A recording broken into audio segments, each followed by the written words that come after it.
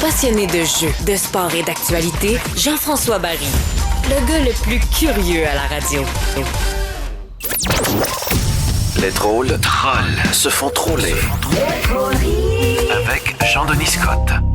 Ça fait toujours du bien de rire un peu et particulièrement de rire de l'actualité. Ça désamorce souvent. Alors Jean-Denis se pointe avec ses trolleries. Oui, et pour vous parler des mauvais coups de Dame Nature, essentiellement, qui continuent à faire jaser. Puis on l'oublie peut-être, mais il y a des feux de forêt un peu partout au Canada, notamment dans l'Ouest canadien. Ça continue à brûler. Puis on apprenait hier que la ville de Jasper chiffre ses dommages à 300 millions de dollars. Puis nous autres, pendant ce temps-là, on passe l'été à se faire inonder notre sous-sol, 150 mm de pluie, 4-5 heures. On peut-tu juste installer un maudit long tuyau pan-canadien du Québec? Chipper notre eau là-bas? Ben oui, exactement. Ça réglerait. Prochain gros feu de forêt, là. On t'éteint ça. Ça leur ferait du bien, eux autres. Exactement. Ça prendrait juste la moitié de l'autoroute 13, puis l'affaire serait réglée. Et c'est pas juste chez nous que le nouveau climat affecte les gens. Il y a l'UNICEF qui a publié hier une étude qui dit que une personne sur 5 de moins de 18 ans sur les 5 continents subit au moins 2 fois plus de chaleur qu'il y a 60... Attends un petit peu, là. Je vais prendre ma calculatrice. Une personne sur 5, moins de 18 ans, 5 continents, 2 fois plus de chaleur. Résultat, mon iPhone me dit qu'il faut que ça repose parce qu'il y a chaud. Là. Je pense que c'est peut-être ça. Tu l'avais laissé où pour faire cette gag-là?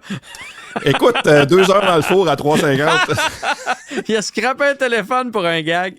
Ah ouais, mais écoute, ça embaume l'appartement, là, ça sent super bon. Ouais, ça sent le téléphone qui brûle. C'est sûr. Gratiné. Aux États-Unis, maintenant, Jean-François, on parle encore de cette rencontre entre Donald Trump et Elon Musk. 2 gars qu'on n'aurait jamais vus ensemble il y a quelques années, il faut le dire, parce que Elon était plus démocrate à l'époque.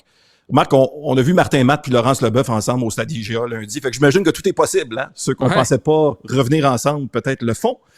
Et pour cet événement-là là, sur le réseau X, fallait donner ça à Trump, honnêtement. Pour les 40 premières minutes, on n'a entendu aucun mensonge, aucune énormité. En fait, on n'a rien entendu parce que l'entrevue a commencé avec 40 minutes de retard. Mais les 40 premières minutes, ça allait vraiment très, très bien. Une des choses aussi qui a été relevée par les auditeurs, c'est que Donald Trump parlait un petit peu comme ceci. You'll have some that won't do well, but they'll actually be forced to do better. Oui, c'est un personnage ou... Non, ça sortait comme ça. Puis d'ailleurs, juste après, il a parlé de sa stratégie militaire en cas d'intervention américaine au Moyen-Orient. La division blindée du général Sylvestre est prête à fondre sur son objectif. Fait que c'est ça qui est ça. Fait qu'il va être dans les Looney Tunes. C'est magnifique, c'est magnifique. Je te verse mon cachet pour cette chronique. Tu es meilleur que toutes mes autres gags. Je vais quand même les faire, si tu permets. Vas-y. Parce qu'il faut dire, écoute, c'est pas que Trump manque pas de matériel pour nous faire des blagues, même qu'à la limite, il les fait à notre place. Dernièrement, l'opération secrète des démocrates, en fait, s'appelle tout simplement « Laissons parler Donald ». Et ça fonctionne à merveille, parce que, comme je te dis, les gags s'écrivent eux-mêmes. D'ailleurs, autre point problématique qui prouve cette théorie que les gags s'écrivent tout seuls, l'avion de l'ex-président a connu des pépins techniques. D'ailleurs, je te laisse deviner, puis si tu le devines, je te donne un vieux une pièce Canadian Tire. Si tu me dis... Non, mais si tu me dis la marque de l'avion qui a eu des problèmes. Ah, ben là, Boeing. Et voilà, $1 Canadian Tire pour Jean-François. C'est assez facile, ça. C'est assez facile, effectivement. Donc, étant donné que son avion est en panne, il en a loué un. Mais pas n'importe lequel. Il a loué l'ancien avion de Jeffrey Epstein. Je veux dire, drôle de choix.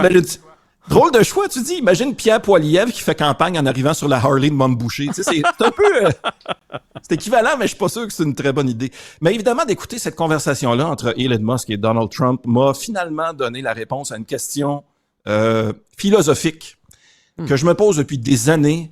Question sur laquelle, d'ailleurs, plusieurs philosophes se sont déjà penchés. C'est même pas une blague. La question est la suivante. 2 personnes qui savent pas de quoi elles parlent en savent-elles plus ou moins qu'une seule personne qui sait pas de quoi elle parle? Et puis, écoute, il y a eu beaucoup de gens qui ont réfléchi à ça. Et ma réponse, je pense qu'ils en savent moins. Parce que chacun des deux craint l'ignorance Ben de oui. l'autre personne. Exact. Tu sais, je veux dire, prends le conseil des ministres de François Legault. Là. Plusieurs personnes qui savent pas de quoi elles parlent, elles se craignent. C'est la seule façon d'expliquer ce qui arrive à la CAQ depuis quelques années, Jean-François. Alors, le mystère est résolu. La question c'est résolu. Ailleurs dans le monde, ça va pas vraiment mieux qu'ici. La guerre prend des tournures assez spéciales en Russie, où l'armée ukrainienne s'est installée. Poutine gère un peu la guerre comme un gars que ça faisait 25 ans qu'il n'avait pas joué à risque. C'est un peu difficile de se replonger là-dedans. Et il vise un peu trop grand. À risque, il faut que tu sois conservateur un peu. Ouais. C'est ça, il n'y a pas les pions pour appuyer sa stratégie sur le jeu de table. Il y a rien que des fantassins, il n'y a pas de chevaux puis de canons. Exactement. Puis là, une des choses qui inquiète, une des plusieurs choses qui inquiètent, évidemment, c'est qu'à peu près à une quarantaine de kilomètres de ce territoire-là qui est présentement occupé par l'Ukraine, on parle d'à peu près 800 000 kilomètres carrés, il y a une centrale nucléaire dans laquelle il y a un incendie qui s'est même déclaré en début de semaine. Les autorités ont quand même assuré qu'il n'y avait rien à craindre. On peut écouter la déclaration. Il n'y a aucun danger de problème nucléaire. Et voici ce que les autorités avaient déclaré en 86 lors de Tchernobyl. Il n'y a aucun danger de problème nucléaire. C'est rassurant. Me voilà rassuré. Je termine en vous parlant de la SOCAN. Vous savez, c'est quoi la SOCAN? Ouais, moi, je sais c'est quoi, mais peut-être que les gens qui nous écoutent, non, là, mais c'est la Société pour les auteurs. Exact. C'est comme une organisation qui veille à ce que les créateurs, les créatrices de musique soient payés pour leur travail. Mm-hmm.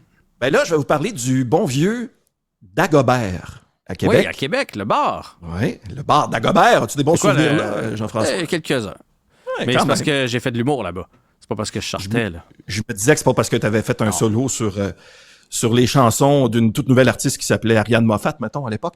Mais cela dit, la SOCAN, et c'est pour ça que les deux sont dans la même nouvelle, c'est que la SOCAN réclame un peu de sous au Dagobert, pour être plus précis, 41 500 $ au bar, à la discothèque, pour des redevances de droits d'auteur qui n'ont pas été payées, selon la SOCAN, depuis 2016. Le propriétaire est d'accord sur le fond, mais pas sur le montant.